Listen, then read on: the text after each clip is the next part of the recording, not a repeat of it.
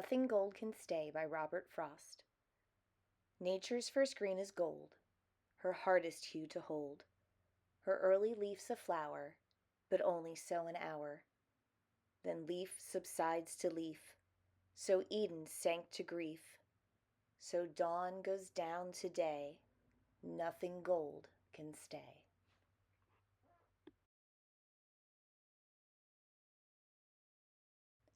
Robert Frost is a 20th century American poet who won 4 Pulitzer Prizes for his work. He was a pro at summing up life's moments in a few well-written lines. This poem in particular references springtime, and it talks about the tiny leaves and the buds of spring, and how it doesn't quite last forever. He delivers a powerful message in 8 very short lines. This poem just holds true with one of his famous quotes. He summarizes life in 3 simple words. He said, "It goes on."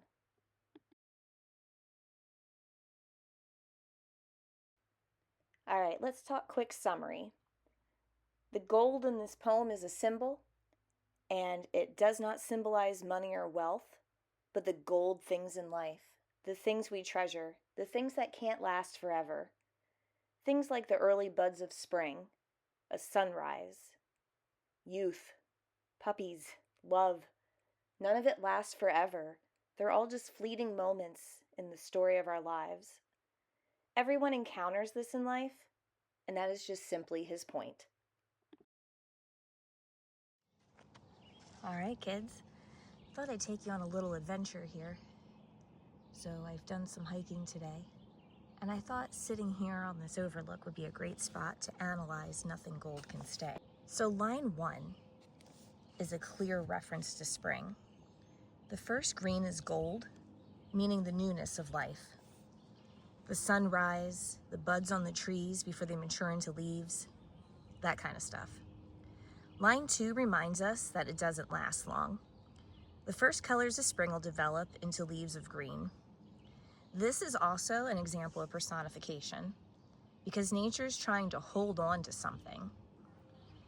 He also uses alliteration with the letter H, which actually forces us to slow down while reading and really think about what he's saying. Her hardest hue to hold. His line is also a metaphor, and one meant to really make you think. Those first flowers aren't actually leaves, and he blurs the line a bit between these 2 items. And he does that because he wants you to see how fast that transformation happens. We barely notice it, truth be told. It's that fast. So this brings us to line 4. So clearly spring lasts more than an hour. We have a bit of a hyperbole here, but it is impactful because it reminds us how fleeting it is. Spring happens fast. Sunrises are short. Life goes by in a hurry.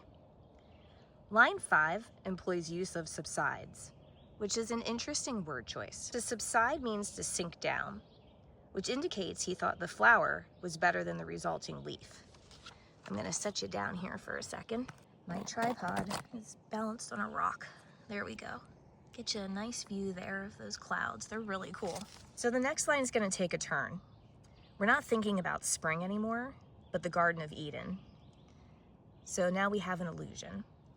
He's referring to the fall of the Garden of Eden from the Bible. And while this is viewed as a tragic event for mankind, it also shows that they set history into motion. It shows us that this is the way life goes, and we just can't change it. Line 7 references the fall of Adam and Eve and the Garden of Eden.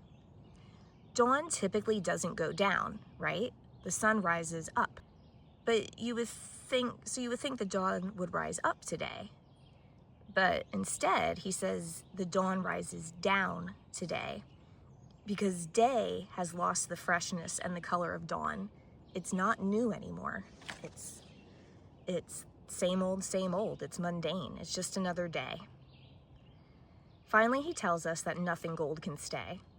And this line wraps up all of the metaphors embedded into this tiny little poem. Spring flowers, leaves, the Garden of Eden, the dawn, they all last for a short time. Gold is something special. It's not money, but it's something beautiful. Being content, being in love, loving your life, being innocent. Enjoy those things while they last and appreciate them while you have it. His word choices are part of the analysis. So he uses a lot of nature imagery to help you imagine the gold in our world. He wants you to picture these golden moments. So he uses metaphors such as green as gold to bring attention to the fact that spring isn't just green. It starts as gold. It starts new. He personifies nature as a woman, likely referring to Mother Nature. You're going to find alliteration throughout the poem, and you're going to make connections between the words in his metaphors. There's also the allusion to the Bible, connecting the idea of when innocence was first lost historically.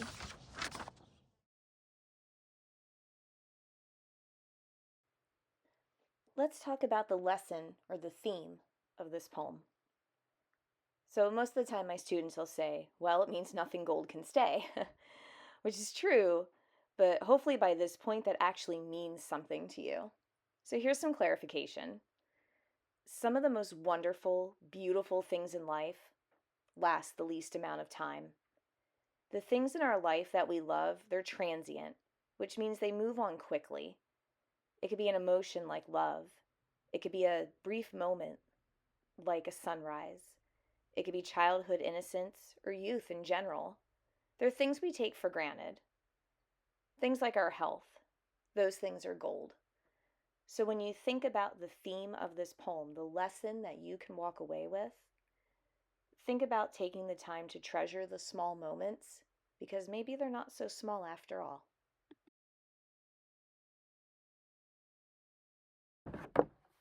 This section of the video is if you are studying this poem as a part of the novel The Outsiders.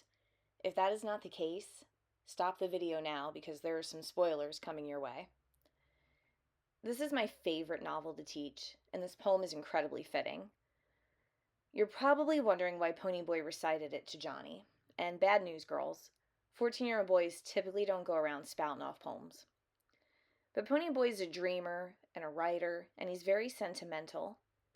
And if you recall, he recites the poem after he and Johnny go on the run from the fuzz.